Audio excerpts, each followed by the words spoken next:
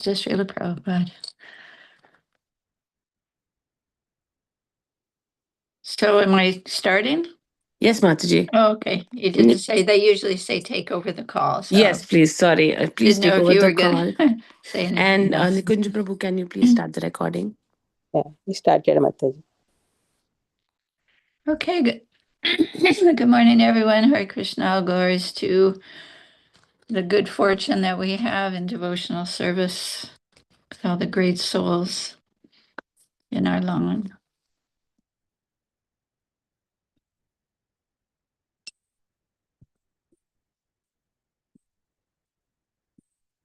Jaya Radha Madhava Kunja Bihari Gopi Jana Vallabha Giridharadhari Yasodanandana Vrajajana Ranjana Yamuna Tira Anachari Jaya Radha Madhava Kunja Bihari Hare Krishna, Krishna Krishna, Hare Hare, Hare Rama, Hare Rama, Rama Rama, Hare Hare. Jaya Prabhupada, Prabhupada, Prabhupada, Srila Prabhupada. Jaya Prabhupada, Prabhupada, Prabhupada, Srila Prabhupada. Nitai Gaur Haribo, Haribo, Haribo, Nitai Gaur Haribo. Nitai Gaur Haribo, Haribo. Haribo, Nitai Haribo.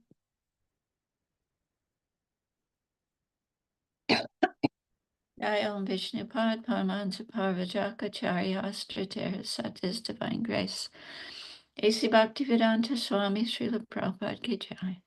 Jai Om Vishnupad Paramahansa Parvajakacharya Astrater Sat His Divine Grace. Srila Bhakti Siddhanta Saraswati Thakur Srila Prabhupada Ki Jai. Ananta Gurita Vaishnava Vrinda Ki Jai, Namacharya Srila Haridas Thakur Ki Jai. Prem Sri Kaho Sri Krishna Chaitanya Prabhu Nityananda Sri Advaita Gadadhar Srivasadi Gaur Bhakta Vrinda Ki Jai. Sri Sri Radha Krishna Gopinath Shamakunda Radha Kunda Giri Govardhan Ki Jai. Sri Vrindavan Dham Ki Jai. Navadvip Dham Ki Jai. Ganga Maya Ki Jai. Jamuna Maya Ki Jai. Bhakti Devi Ki Jai, Srimati Tulsi Devi Ki Jai. Samaveda Bhakta Vrinda Ki Jai. All glories to the assembled devotees, all glories to the assembled devotees. All glories to the assembled devotees, all glories to Sri Guru and Sri Gauranga, all glories to Srila Prabhupada. Om Namo Bhagavate Vasudevaya. Om Namo Bhagavate Vasudevaya. Om Namo Bhagavate Vasudevaya. A reading from the Srimad Bhagvatam, Canto 8, Chapter 3, Text number 31. Shama Rasiki, you want to do the Sanskrit?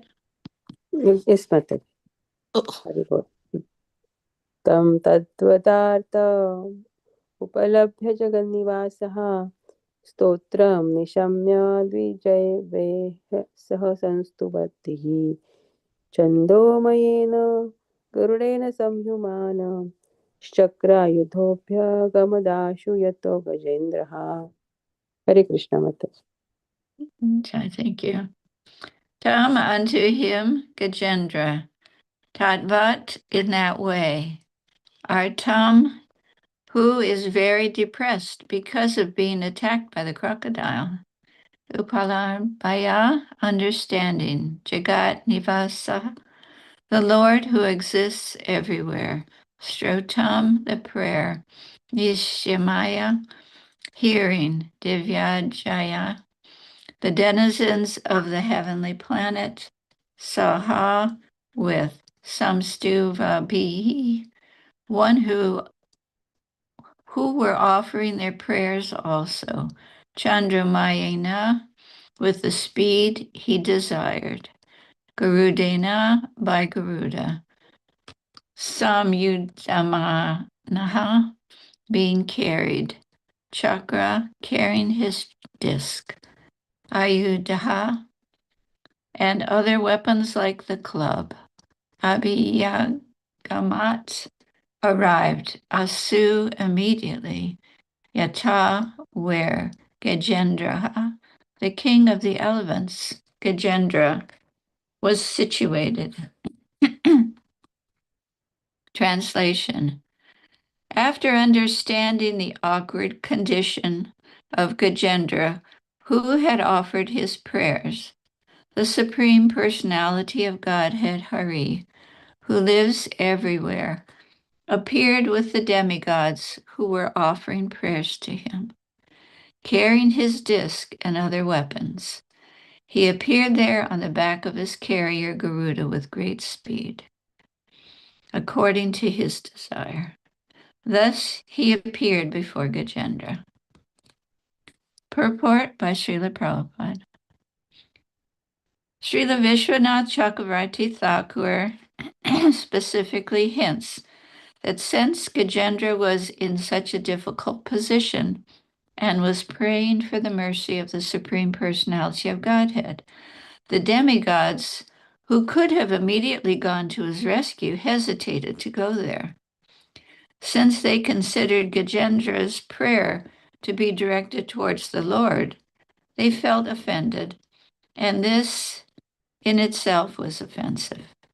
Consequently, when the Lord went there, they also went and offered prayers to the Lord so that their offense might be excused.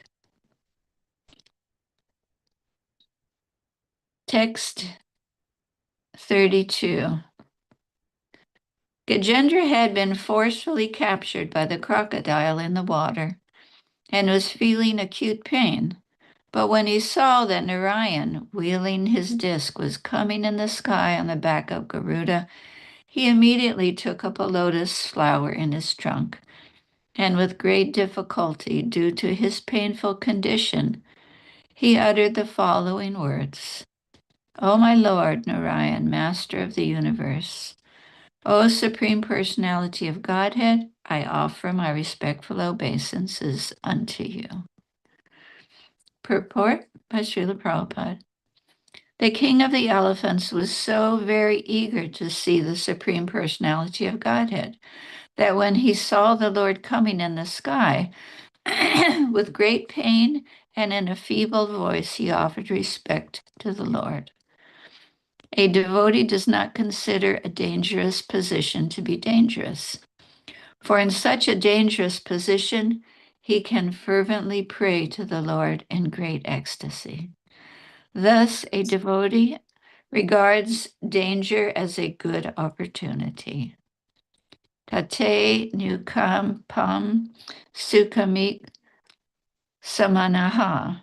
When a devotee is in great danger, he sees that danger to be the great mercy of the Lord, because it is an opportunity to think of the Lord very sincerely and with undiverted attention. I translated this into English because this is the verse, the 10:14:8. My dear Lord, one who earnestly waits for you to bestow your causeless mercy upon him, all the while patiently suffering the reactions of his past misdeeds, and offering his respectful obeisances with his heart, words, and body is surely eligible for liberation, for it has become his rightful claim. He does not accuse the Supreme Personality of Godhead for having let his devotee fall into such a dangerous condition. Rather, he considers that dangerous condition to be due to his past misdeeds and takes it as an opportunity to pray to the Lord and offer thanks for having been given such an opportunity. When a devotee lives in this way, his salvation, his going back home, back to Godhead, is guaranteed. We can see this to be true in the example of Gajendra, who anxiously prayed to the Lord and thus received an immediate chance to return home back to Godhead. Om Agana Timirandasya Kananjana Salakaya Chakshurun Militam Yena Tasmai Sri Gurave Namaha. We're born in the darkness of ignorance, but our spiritual master is kindly opening our eyes with his torchlight of knowledge. So we offer our most humble and respectful obeisances unto the lotus feet of such a spiritual master. We are so fortunate to have this literature. Sometimes we take it for granted, at least myself, just being in the association of devotees, chanting every day, being near a temple, hearing these great literatures. But actually, it's such a great benediction. And before I start, I want to offer my respects to everyone and apologize for my lack of ability as a devotee, but I hope you'll be kind and bless me with your mercy as devotees.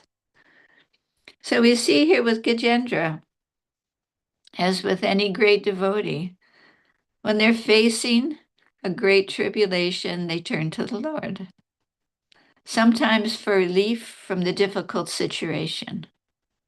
But we see in the case of Gajendra, he also takes it as an opportunity to worship the Lord with deep sincerity.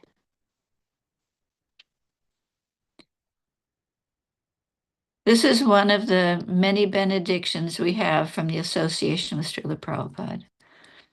Without the association of such a pure devotee as Srila Prabhupada, such an advanced person, we don't know how to pray or how to connect with God. It's generally a matter in our neophyte condition. It's a matter of asking the Lord for something, right? Give me this, give me that. When we're suffering, fortunately, we go to Krishna and we pray. And most people in the world, when they're suffering, like it says, there's no atheist in a foxhole. When people are in fear of their life, they turn to God. But it's simply for relief from the suffering, some shelter. And we see, like in the case of Dhruva Maharaj, he wasn't thinking he was going to Krishna to love Krishna, to serve Krishna, or to glorify Krishna. He was going to Krishna because his mother told him he was going to, if anyone was going to give him his kingdom, it was going to be God, it was going to be Krishna. So he followed that instruction and he did all of these penances and austerities, but his motivation was very egoistic, right? To get a kingdom greater than his grandfather. So, but when he, after all the austerity, when he finally made the connection with the Lord, he realized what he was asking for really wasn't very important. After seeing the Lord, what was it that he said? That he was looking for broken glass, but he got a beautiful jewel instead.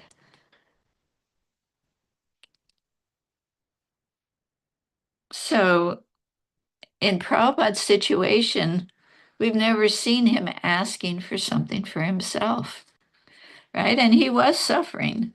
I mean, because I give tours at the palace, I tell the story over and over again how Prabhupada came to the West.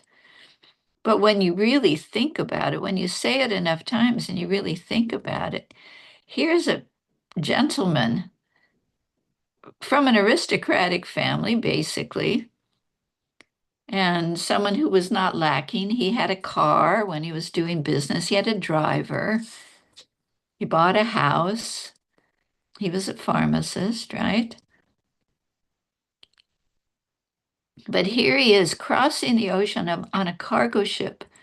Can we imagine when we see advertisements for luxury liners, right? They have all kinds of swimming pools and food and all kinds of amenities and someone to clean your room. And Prabhupada was on a cargo ship, and the room he was in was probably just a regular deckhand kind of room. And he had 2 heart attacks, and he had extreme seasickness. But we don't see in Prabhupada's diary, oh, Krishna, help, save me. Why is this happening to me? I'm coming on your service. I'm so sincere, and this is happening. How are you letting this happen? This is a materialistic conditioned soul's way of thinking. But Prabhupada didn't think like that. We never see that in Prabhupada's writings or any of the great souls. He never asked for anything for himself. He took all the difficult situations, like it says here in the verses, being the arrangement of Krishna for some purpose. And I remember one time when Prabhupada was so sick. This might have been when he was having the heart attacks. I can't remember, but that's when we started the 24-hour kirtan. But Prabhupada said how to pray at the time. He didn't say, oh, pray to save the life of my spiritual master so that he could live. He didn't say that. He said, my dear Lord, if it is your desire, please help Srila Prabhupada get better so he can finish his mission. Such a selfless prayer. I mean, because we're in the association of these great souls, sometimes, at least for myself, sometimes we think that's the way we think that way.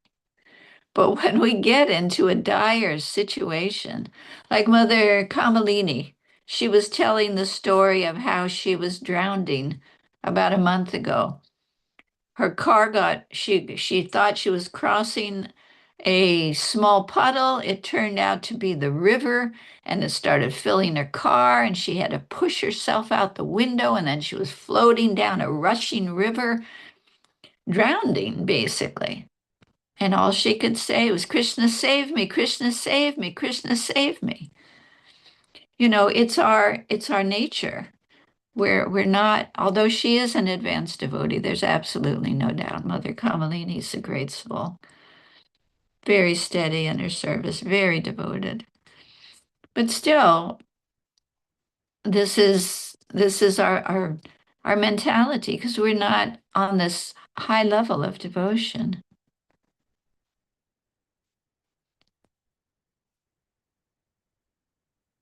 When people don't increase their knowledge about God, this is what's happening in the world, right? Where do we see anything about God?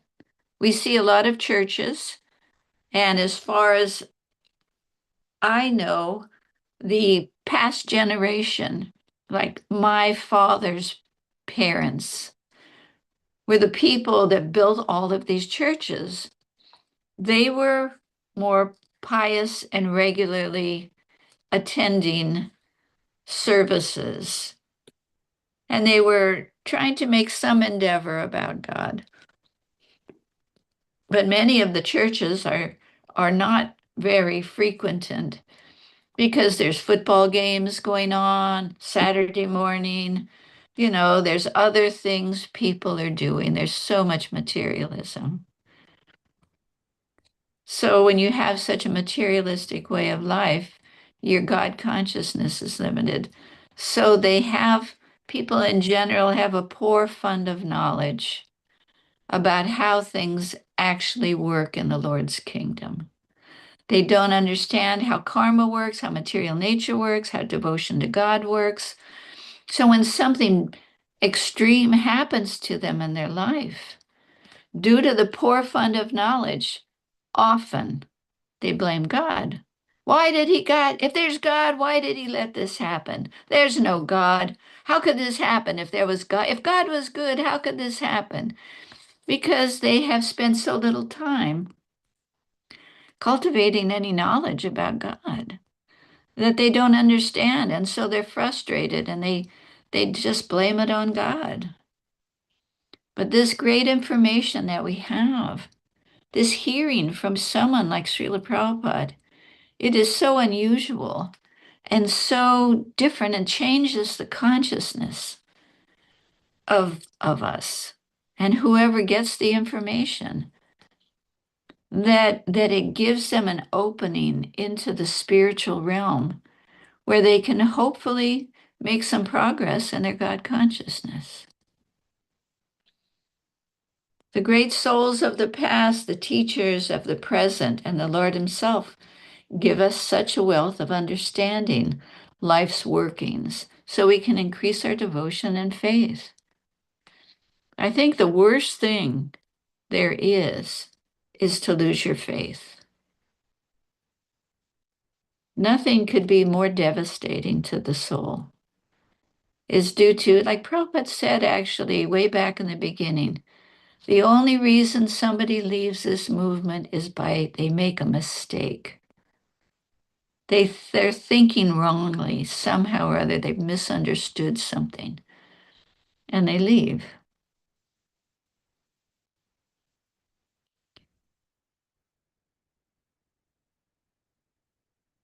So I was thinking that this is one of the reasons why Prabhupada was never concerned with philanthropic work, right? He did not establish hospitals. He didn't establish, there was a food for life, granted, but that was not the main thrust of Prabhupada's service here. Fortunately, our food for life is reaching thousands and thousands of people. I believe the one in not Chowpatty, he started by Chowpatty midday meals, feeds like 1 million students every day now, which is great. And Prabhupada said no one should go hungry within, I think it was 100-mile radius of the Mayapur project. But that was not his main thrust. His main thrust was educating people, right? Prabhupada said, he compared it to saving the shirt of a drowning man, right? You give a hospital, you give food, and you've saved the shirt of the drowning man. The soul's drowning in the material world, facing lifetime after lifetime of just ignorance and materialistic thoughts. But Prabhupada was throwing the lifeline of knowledge, of spiritual connection, of giving humanity the association of the Lord and the pure souls and teaching them how to uplift themselves in a way that will actually save them from taking birth again. So you're saving the soul, you're saving the man, not just the shirt. Giving knowledge to the wayward souls of this world is such a higher welfare work. It helps them towards their eternal life of bliss and knowledge, and it directs them in their path to home back to Godhead. What higher charity can one give? And there's nothing wrong with the charity of giving clothes and food. I mean, certainly the devotees can do those things also. But to educate the soul is Prabhupada's highest welfare work.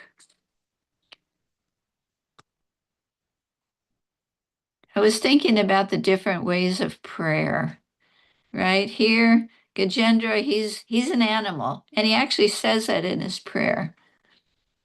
He says that he's an animal, so he's praying in a certain way. We see in the prayers of Queen Kunti, she actually prayed in a very unusual way, but such an exemplary way. Her prayers were so important that Prabhupada made her prayers into a book, The Prayers of Queen Kunti. That's a way to learn how to pray, to see the prayers of the selfless, pure devotees of the Lord. And one of the most famous verses of the prayers of Queen Kunti actually come from the Srimad Bhagvatam, 1:8, 25, and 26. And this is Queen Kunti praying. This is so unusual. Who prays like this? I wish that all of those calamities would happen again and again, so that we could see you again and again. She's praying to Krishna. For seeing you means that we no longer see repeated birth and death. See, this is what Prabhupada did. He gave people Krishna. The windows into the spiritual world. There is so much Iskcon, Krishna conscious artwork that are just amazing. Windows, like Prabhupada said, windows into the spiritual world. And the knowledge in the books. So he's giving Krishna, directly Krishna, the temple deities, the prayers, the chanting the Hare Krishna mantra, Prabhupada says, is an incarnation of Krishna. So when someone sees Krishna, and she's saying here, let the calamities come again and again so we can see you again and again. For seeing you means no longer seeing repeated birth and death. So Srila Prabhupada is giving Krishna in so many fashions so that the conditioned souls of the world will no longer see repeated birth and death. In the purport, Prabhupada says generally the distressed, the needy, the intelligent, and the inquisitive who have performed some pious activities worship or begin to worship the Lord. Others who are thriving on misdeeds only, regardless of status, cannot approach the Supreme due to being misled by the illusory energy. Therefore, for a pious person, if there is some calamity, there is no other alternative than to take shelter of the lotus feet of the Lord. Constantly remembering the lotus feet of the Lord means preparing for liberation from birth and death. Therefore, even though there are so-called calamities, they are welcome. That's so unusual. They're welcome because they give us an opportunity to remember the Lord, which means liberation. One who has taken shelter of the lotus feet of the Lord, which are accepted as the most suitable boat for crossing the ocean of nescience, can achieve liberation as easily as one leaps over the holes made by the hoofs of a calf. Such persons are meant to reside in the abode of the Lord, and they have nothing to do with the place where there is danger at every step. It's just so so amazing, the difference in the mentality of the conditioned soul and the liberated soul. To a certain extent, we are liberated. Our consciousness has been uplifted out of the mire. Can you imagine not having this knowledge and this association and this consciousness? And when a great calamity comes, you have nowhere to turn. And the only thing you can do is turn to God and just ask for help. Help, save me, help, save me. And then when things don't go your way, you're totally bewildered. Oh, God's not here. He's not good. He's not helping. There's no God. I mean, how can people help but think that way? They can't. That's where we come in. We're on a mission. Lord Chaitanya is on a mission here, right? He's uplifting the world with the Sankirtan movement. It's not just a place of fun and festivals and feasts. It's actually got such a deep meaning. We want to be careful not to see, and I'm preaching to myself here, not to see that it's just a place of sense gratification for us. Oh, another festival. Oh, a new outfit. Oh, I'm going to have fun at this place or that place. It's actually, we want to stay in the consciousness of being part of a mission of Lord Chaitanya, right? Are we going to a festival? Are we going to the temple? Are we going on a pilgrimage for sense gratification? Oh, the food's going to be so good there. Oh, I'm going to see so and we're just going to laugh and have fun and go shopping. You know, is that our mentality? That's not a very advanced mentality. We want to be in the right consciousness so that we can actually make advancement and appreciate this great gift that we have. When do we ever hear of Prabhupada going shopping? Okay, all my disciples are going to give me money and I'm going to go shopping and buy something fun for me. No, you never hear of Prabhupada going shopping. And he was so detached, it's quite amazing. We know that he was given at least one, if not more, gold Rolex watches. But his mentality wasn't all about how valuable the gold was, like the story of, was it Sanatan Goswami with the Chintamani, the touchstone? You know, it was in the trash because he wasn't considering it all to be valuable. Okay, getting lots of gold, who cares? I have the jewel, I have the service of the Lord. And he spent his time writing and doing the service of the Lord. That was his jewel. Prabhupada was also like that. He wasn't acquiring anything from within Iskcon. He didn't build a society to gain materially. That is so different than most people's consciousness. We're around it so much, but sometimes, what is it? You don't see the forest for the trees, or you don't see the trees for the forest. You don't see sometimes the things that are actually the most important thing to see. Anyway, we're on our way. So text number 26 of the same thing, Queen Kunti's prayers. My Lord, your lordship can easily be approached, but only by those who are materially exhausted. Right? Are we materially exhausted? Probably, at least in my case, definitely not. But we're on the way. One who is on the path of material progress, trying to improve himself with respectable parentage, great opulence, high education, and bodily beauty, cannot approach you with sincere feelings. See, we're trying to find a way to approach the Lord with sincere feelings. Gajendra, granted, he was an animal, he was an elephant, a dumb elephant, but he remembered his prayers from his previous life by Krishna's grace. And he was in a dangerous situation. And he almost apologizes for praying to the Lord for help. But he doesn't just pray to the Lord for help.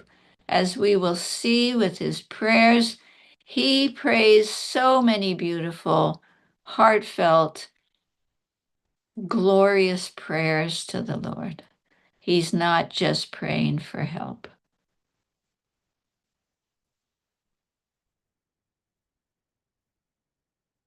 So we want to pray like we hear from the great souls. We want to learn to pray. At least I want to learn to pray. We hear the request when someone's going to have an operation or is in some great difficulty. But do we know? I mean, everyone says, pray for me, pray for him, pray for them. But do we know how to pray? I know in the past, in my own life, there was somebody who had had an important position in our society, and he was in a situation of life or death. And everyone was praying that he live. But as it turned out, the better I feel, the better thing for that person would be if they had left at that time. Because at that time, they were very loved and glorified all over our movement. And because they lived, and my understanding is due to the situation, their temperament changed. Their mental abilities changed.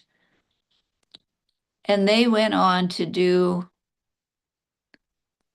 all kinds of unusual, weird things. And because they were left in a prominent position, and by the time they left their body, they were so defamed, nobody even wanted to hear their name in our movement, basically.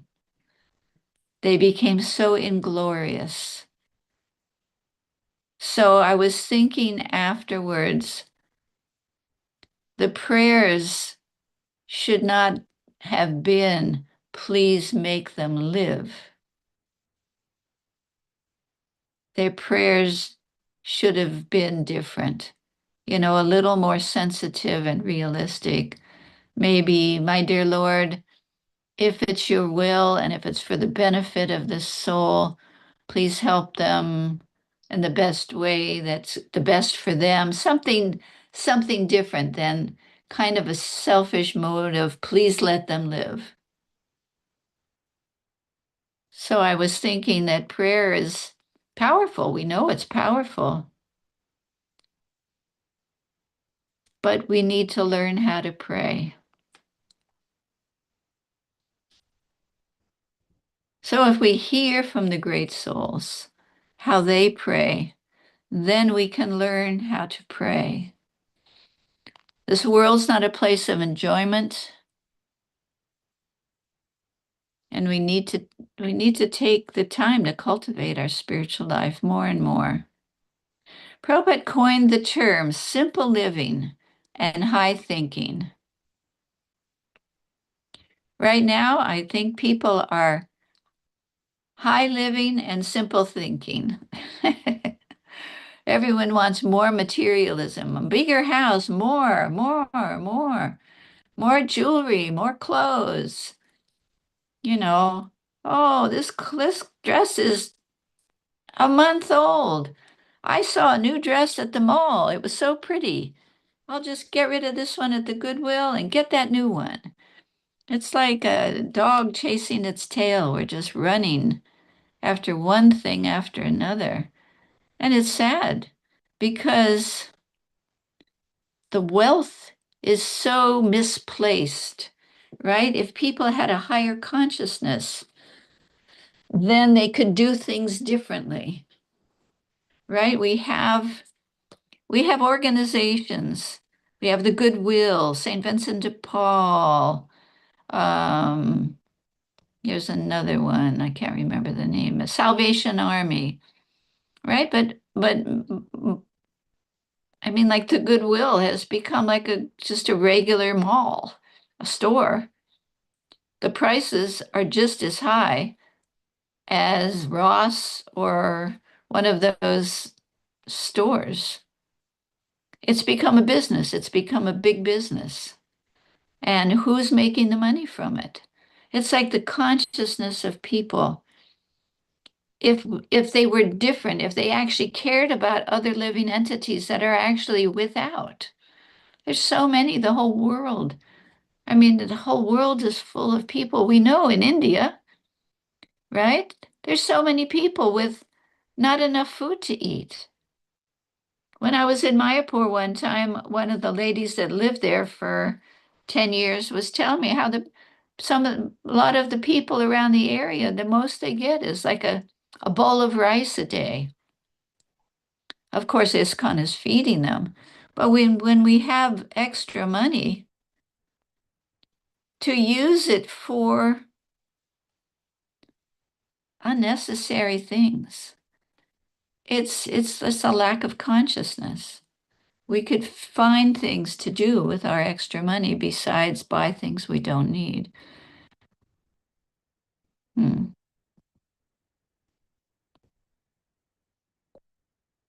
If one lives according to his means, a simple living, high thinking, and he doesn't make the mistake of over endeavoring for material things, right? Working to get money, to save, to have a better house for our retirement, I know we want to think about when we get old, making arrangements, making a foundation, but we want to do it intelligently. If he gears his direction in life, Prabhupada didn't do that. Prabhupada didn't make money for his future. He depended on Krishna. It's amazing how far away we are from such a pure consciousness, at least for myself. If he gears his direction in life towards devotional service, seeking the service of the Supreme Lord and the pleasure of the spiritual master, then his life is successful. And it's true, we have to live our life intelligently. But we want to try and gear it in such a way that we will be taken care of. Of course, we never know. The way the world is, look at the people in the Ukraine thinking everything is fine, and all of a sudden bombs are dropping, right? And their houses are ruined, and they're separated from their children, and terrible. We never know. We never know.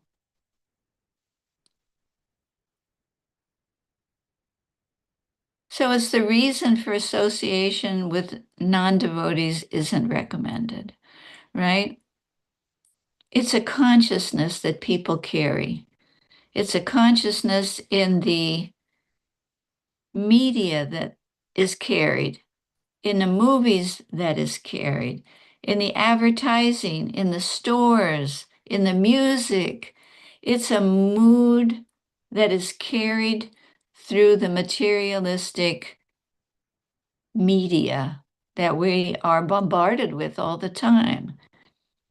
It's not a mood of renunciation. It's not a mood of charity. It's not a mood of care for others or devotion, right? It's a mood of materialism, gaining something. Just it's just such a sad society that we live in. And the more we can absorb our minds and our hearts in the devotional atmosphere, the more our consciousness changes in that direction. And then we see others in a different light,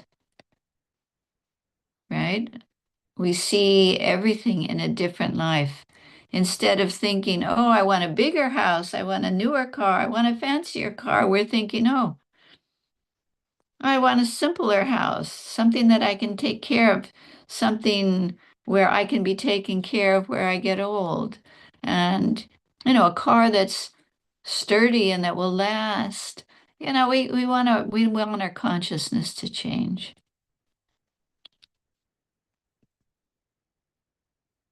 And the association of non-devotees isn't because they're not nice people. There's a lot of really nice people.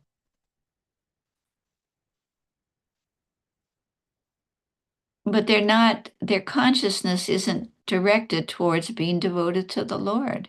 And so it affects our consciousness. So associating with non-devotees should be mainly to give them Krishna consciousness, because they're being misled by the materialistic society. We want to be their benefactor and give them something of value. We don't want to take on their mistaken consciousness. They don't have higher knowledge about the goal of human life. And there's so many innocent people. They're just wasting in their material endeavors for things, right? That ultimately are not going to give them success in their life. New Vrindavan did not start the way it is. It's like a resort now, right? It's beautiful swans and peacocks and mowed lawns and fancy restaurant and a huge gift shop, beautiful deities. It didn't start like that. It started in a shack, like 100-year-old house. It didn't even have a heating system. It had a fireplace and a light bulb in the middle of the room. It started with a little staircase that went down to a wood stove kitchen that would make so much smoke that the person cooking had to wear goggles, or they couldn't see the rest of the day because their eyes, Chandramauli Maharaj's eyes would be filled so much with smoke, he couldn't see for a while. They didn't have running water and air conditioning. They had a hand pump well. That is New Vrindavan. That is what Prabhupada wanted.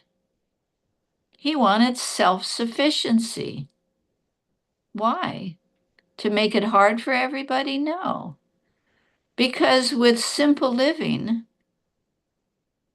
you have more time and more consciousness to dedicate to Krishna. You ask the devotees of those days when they were most Krishna conscious. I will bet you it was during those days. Not when they have a house, a fancy house and a car, and they're going to the mall and they're eating at a restaurant, and everyone, unless they're firmly fixed. Prabhupada was firmly fixed.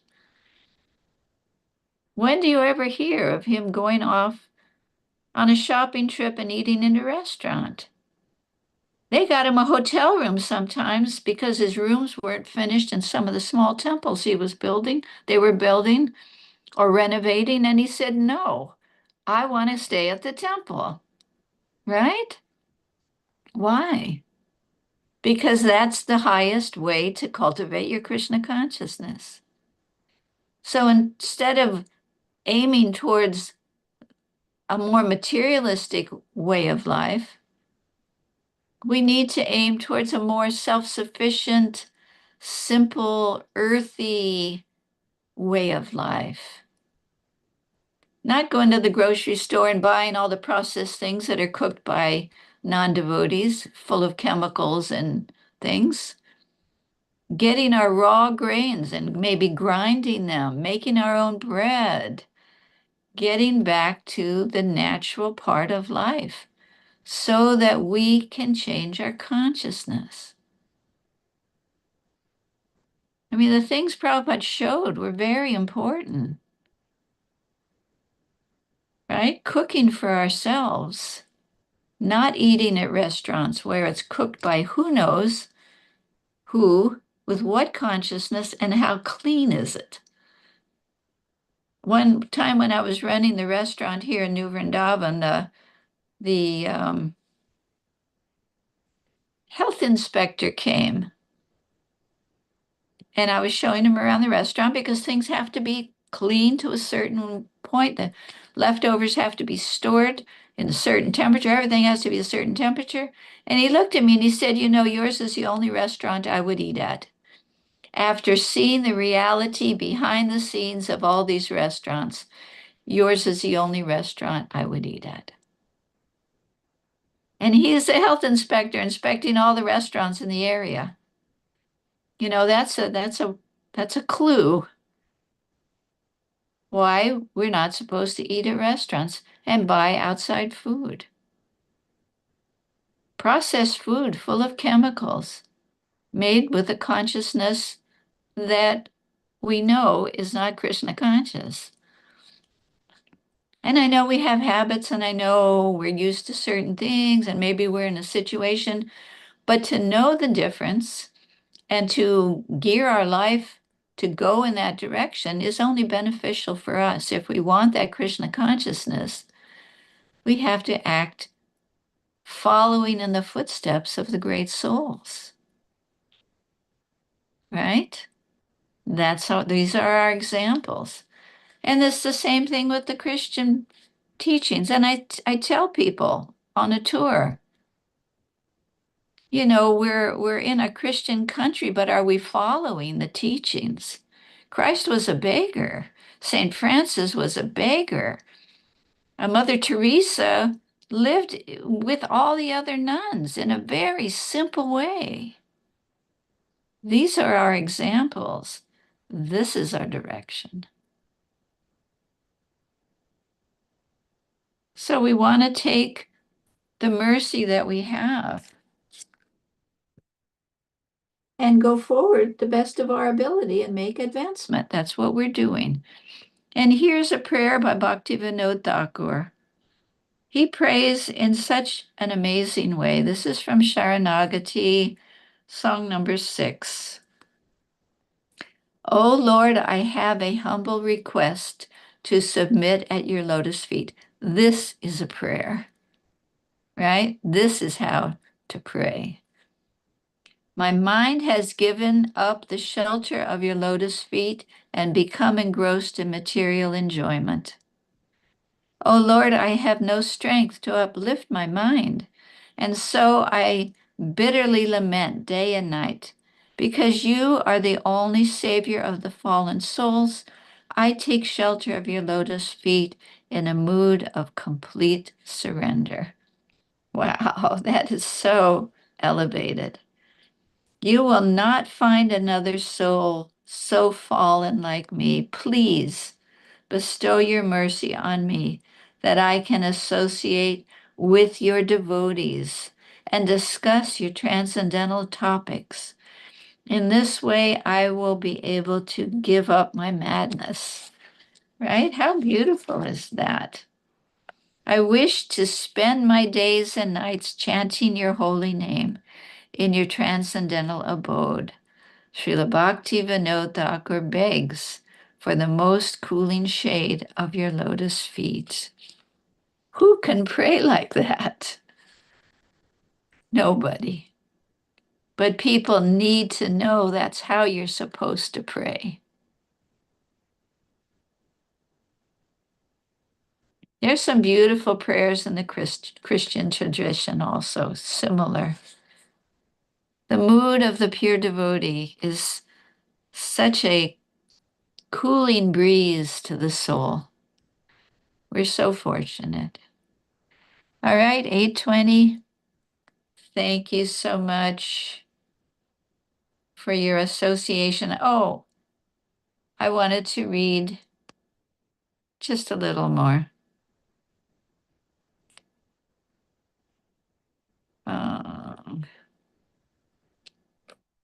This movement is bestowing nothing but mercy on the living entities. We're so fortunate to be part of this movement. It is the prime benediction for humanity at large. And it does spread the rays of the benediction moon, and it's the life of all transcendental knowledge, and allows us to taste the nectar for which we're always anxious. And in the Bhagavad Gita 2:40, in this endeavor, there is no loss or diminution, and a little advancement on the path can protect one from the most dangerous type of fear. So, however, we can help another living entity be saved by a little advancement, hearing the name, taking prasadam, seeing a festival, smelling a flower offered to the Lord. It saves them from the most dangerous type of fear. Srila Prabhupada made everything beautiful, clean, honest, fun, and opulent. He actually did build a house in which everyone could live. And this is where as far as I know, that phrase came. In July 1975, on a morning walk, a devotee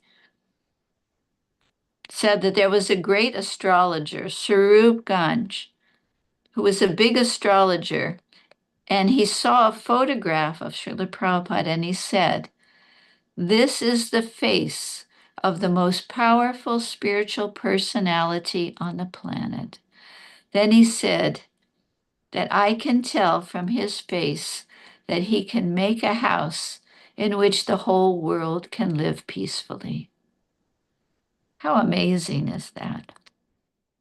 And Prabhupada, in his dedication to the Srimad Bhagvatam, the first canto, he says, "To Srila Prabhupada, Bhaktisiddhanta Saraswati Goswami Maharaj, my spiritual master, on the 26th annual ceremony of his disappearance day, he lives forever by his divine instructions, and the follower lives with him." Right? This is what we want to do. We want to follow and we want to live with Srila Prabhupada and the great souls. Because this is such a turbulent and confused world, and their association is our best. All right, thank you so much, everyone. It's been a pleasure to have your association this morning. My apologies if I did or said anything improper. It's the best I can do.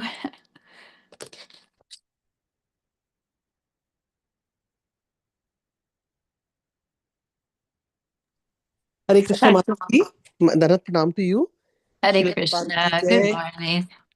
Good morning, Mataji. Dharat Pranam to you. Srila Prabhupada ki jai. Guru Maharaj ki jai.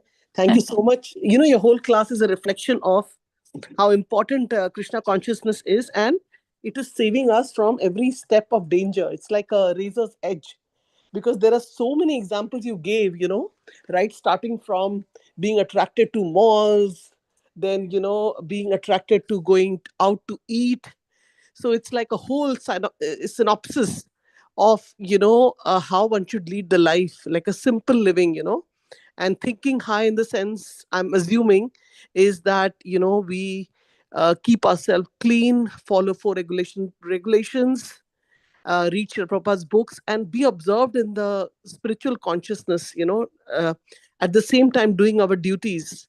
So it was so mind observing the class, and wonderful examples you gave, Mataji. And so, Mataji, one question is there, like regarding, like being very, very strict about not taking anything cooked. So sometimes, for example, even in our temple, they get, on donation we get sometimes a lot of canned tomatoes, for instance, because since we don't take onion garlic, a lot of canned tomatoes, ginger, chili, especially in Indian cooking, is used, because to give some flavor, and at the same time keep Krishna happy and Srila Prabhupada happy, that it's a sattvic mode. So, now canned food like diced tomato and all these things, paste and stuff like that, is used for the congregation. It's not offered to the deities. So then sometimes we'll think that, oh, that is in the kitchen we are helping and observing, that is used by the temple, so we can use it also. How our mind is always tricking. So then we think, okay, like, I'm going to make some salsa, so I need some diced tomato, I will get, because in the temple also we are having that same this thing. But of course, like I mentioned, it's not offered to the deities. We make especially everything from raw tomatoes and all that. So how do we understand this aspect? How can we convince our mind to take prasadam at home, very much similar to what is offered to the deities? I mean, I'm not that level, so I'm asking so I can come to that point sometime in my life where I can stop totally, all the tinned items and everything. Thank you, Mataji. Once again, Hare Krishna. Hare Krishna. Well, the temples have always used canned tomatoes. They've always used canned tomatoes and frozen peas. That's something that's always been used in the temple kitchens, and it's true. But the peas are, I know the canned tomatoes are not used for the deities, for sure. But I mean, for myself in my own house, I don't have anything canned. I won't use anything canned. To me, it's dead old food. I won't use it. I mean, my health is too important to me. If you're going to make salsa, fresh tomatoes are the way to go anyway. But I mean, it's not that it's sinful, to use a canned tomato or to use canned anything. It's just, first of all, it's not healthy. It's in the mode of ignorance, basically. Old food. But, when you're cooking for 400 people, our restaurant and our kitchen uses canned tomatoes, definitely. I know sometimes they use canned chickpeas. I mean, but we cook for thousands of people constantly. Just, there's no way, unless you have like the supermost cook with the supermost crew. Yeah. So we are practical. Of course, we never use anything with onions and garlic. But for home cooking, if you're cooking for 1 or 5 people, I mean, that's up to you if you want to use canned stuff. But I wouldn't use it. I don't have nothing canned or nothing frozen. I have bread. I have a special kind of bread that I use that comes frozen. But even then, I'd like to make my own. But this particular bread I can't make. But it's not a good consciousness using processed things. And worse than that, it's not a good health. They're not healthy. Dead food is not healthy for the body. That's an Ayurvedic thing. But, it's up to the people where they want to be.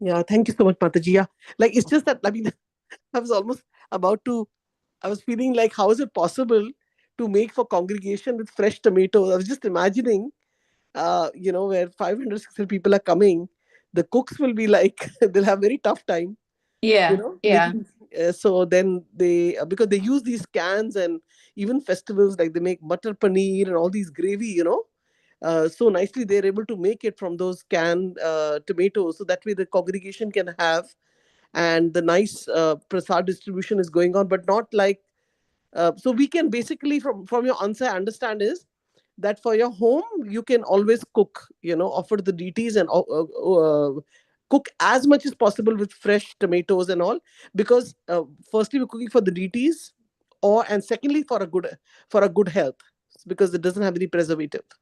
Right. So I have to come to these 2 points I have to remember, before purchasing anything, which is because I do purchase other things too, like for example, we get olives, black olives. Then there are some pickles, which I like, jalapeno, and many other, which we use sometimes when I make pizza. Like I like. But those aren't cooked. Oh, those Those aren't are cooked. those are Okay. just in like a vinegar, or Yes. they're just preserved. They're not cooked. Yes. Okay. Okay. Yeah. Like Yeah. like mango pickle. Mango Hmm. pickle's preserved, Yes. Yes. Yes. right? Yes. Yes. Of It's course, like, whatever you can make yourself is always the best, but yeah. olives are just raw and they're in water with salt. Yes, yes. Even mango, they cut it up and they dry it, and there's a process, and they put all Yeah. those. Yeah, so that is still okay because it's not cooked. But as a preservative, they use mustard oil and then vinegar and all these things, a lemon. So that Yeah. is still okay. Yeah, because sometimes then you feel, like a lot of these things, olives and all, they come in canned food. But then what happens is they do have preservative. And like you said, they're not cooked. But once we open the tin, I suppose we have some leftover. We haven't used the whole thing as a topping of the uh, pizza or in the pasta or whatever we're making. Then we put it in the fridge because it was in the can with some preservative. But that's okay to have, right? That is, pickle and all is okay to have. Yeah, I mean, we use those in the restaurant too. We use Yes. olives on our pizzas. I'm talking about buying, like canned soup and Yes. Yeah. vegetables that are they're just they're definitely not healthy for you. They're not going to kill you, but they don't give your body that ojas, that energy, that the vitamins and stuff that fresh food does. Yes, and also like when initially I started, like taking, trying to take only prasadam in the beginning of my Krishna consciousness, and when I was told no onion garlic, so there are a lot of things I was vegetarian, but like onion garlic I was consuming. So then I realized that onion garlic not eating is so helpful, sattvic food, because even if we go to a market and we want to buy something, half the things have onion garlic.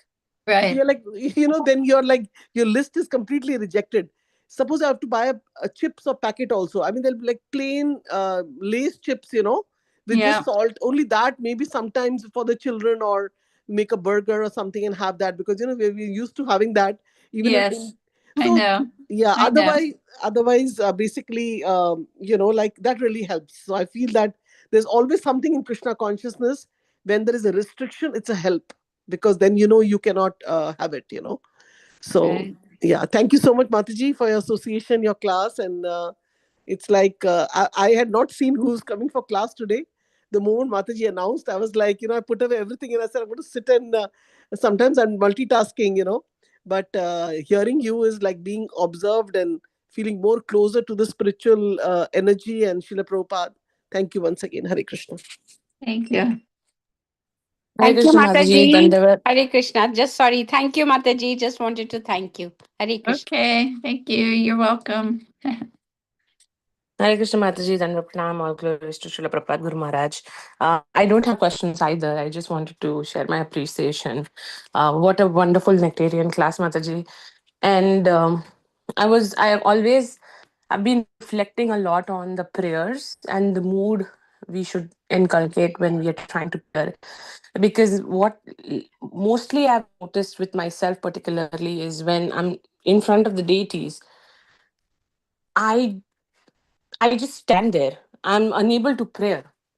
So I've been asking questions as to how to prayer, and because most of the times I can definitely talk for myself. I have a laundry list of things that I want, or I want the lordships to enable me in a certain task. So, uh, but every time I just stand in front of the deities, uh, I'm not able to really ask for anything or actually even pray. So I just say the pranam mantras for each deity in front of the deities that I'm standing. I was told by one of the Prabhus who was on the call earlier that how the prayer should be, and even in Bhagvatam, you can see that mood of prayer where you first start with glorifying the Lord, then you give obeisances, you glorify the Lord, and then you open up your heart. So um, I don't have a question per se, but if you could talk a little bit on like how to pray, that would be really helpful for me, Mataji. Well, I'm trying to figure that out myself. I mean, I was thinking even to write a book on prayer because then I could learn. There's a book by Satyarup Maharaj called Entering the Life of Prayer. And I I think it's something just like when Dhruva Maharaj was seeing the Lord, he didn't know what to say. And I believe the Lord touched him with his conch shell, touched him. And then Dhruva began to pray. It's often just glorification of the Lord. It's not really ever asking for anything. And sometimes when but Prabhupada does say, he said, when there's a difficult situation, you can go before the deity and say, my dear sir, he says, my dear sir, this is my such and such a situation, to talk to the deity, he says. Yeah, it's a big topic, prayer. You have to really be in a specific consciousness with the Lord to know what to say. Sorry.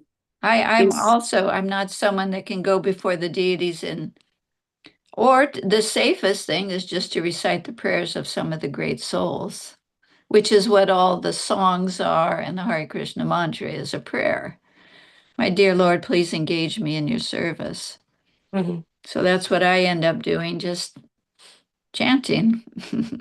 Sorry, I'm not able to help you much, but if you read the different prayers, last year and the year before, I was trying to study the songbook, the Vaishnava songbook. Those are all prayers by Narottam Das Thakur, by Bhaktivinoda Thakur, there's Prabhupada's prayers in there, and from the Jaladuta. It gives us a feel and a direction of what prayer actually is. But on my own to do it, I can't, because I don't have that understanding, deep understanding or natural connection with that. Right. Thank you so much, Mataji. Because, sometimes even when like you're talking about a situation where Prabhupada is saying that when you are facing a certain difficulty, I feel that it is so temporary. Even the difficulty is so temporary that it makes me think, is it even worth to ask? Because the next visit that I make to the temple, the problem may not exist. Right. So I'm always, caught with like the mood, and I'm trying to make a very conscious effort and into developing the mood to pray very meditatively. So that's why I was trying to understand and ask you. Well, Prabhupada said a pure devotee doesn't ask the Lord for anything. But at the same time, if it is the impetus that makes us go to the temple is to ask Krishna for something, then it's better than not going to the temple and having that communication with Krishna. You know, if you think, oh, well, I'm not supposed to go ask Krishna for anything, so I'm not going to go to the temple. I'll just go shopping or do this or do that. You know, then it's better to go to the temple and ask Krishna for something. But knowing that that's not actually the highest way to pray is an important thing.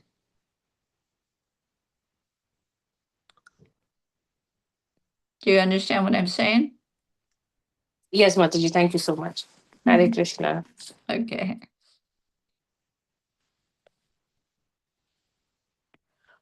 Okay, what time is it? 8:40. Anything else?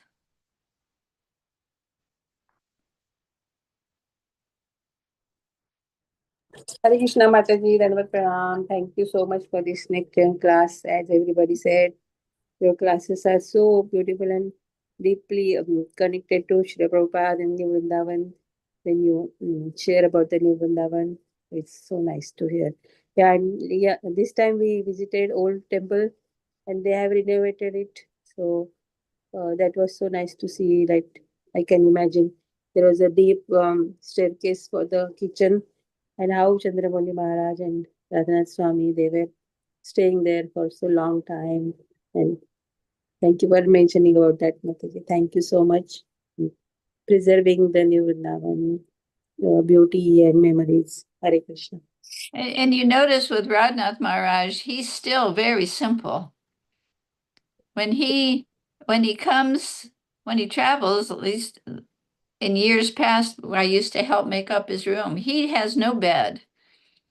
We used to put some kind of like a camping mat, like a yoga mat, under some kind of a carpet or something that we had in there, and he would just sleep on that.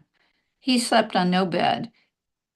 He is very simple. He's intentionally keeps his life simple, right? Yes, yes, Mataji. It's so Yeah. hard to keep simple life, this, as you said, but Maharaj is so inspiring that we can get inspiration from all these senior Vaishnavas and sadhus. Yes, Mataji. Hare Krishna. Hare Krishna. Did you bring all the beautiful jasmine flowers? Not this time, Mataji. Okay. Sorry. I think they ordered online and we sponsored them, Mataji. Okay. Very nice. You all do so much. Okay, I'd like to take your leave. I'm going to go up to the temple if we're done. Yes. Anybody has any question or comment? Hare Krishna. So let's pay obeisances to all the Vaishnavas. Vancha kalpataruvascha. Krupa sindhu eva cha patitanam pavani Vaishnavyo. Koti Vaishnava ki jai. Namaste. Jai. Jai Granth Srimad Bhagvatam ki jai. Hare Krishna. And Hare Jayesrhri Mataji ki jai. Jai ho. And Malini Mataji has sent message that thank you so much for speaking about the power of the prayers. So thank you, Yeah. Mataji. Hare Krishna. Okay, very good. Thank you, everyone. We'll see you another time. I see in the chat there. Thank Hare you.